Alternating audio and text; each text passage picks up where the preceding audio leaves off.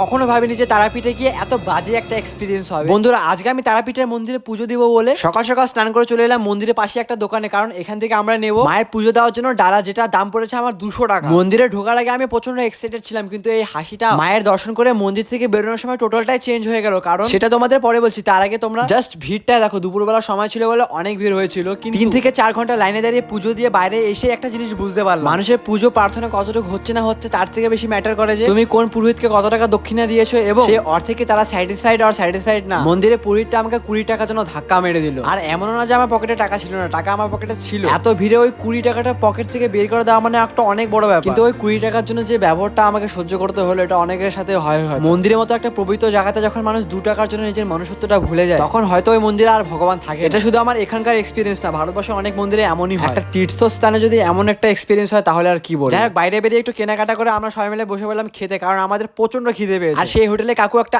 আমলা চাটনি আমাকে দিয়েছিল, যেটা আমার দারুণ লেগেছে। লাস্টে দই সাটিয়ে আমি চলে এলাম বাইরে একটু কেনাকাটা করার জন্য। যেতে যেতে কমেন্ট বক্সে জয় তারা লিখতে ভুলো না। বাকি ভিডিও ভালো লাগলে লাইক করে সাবস্ক্রাইব করতে পারো।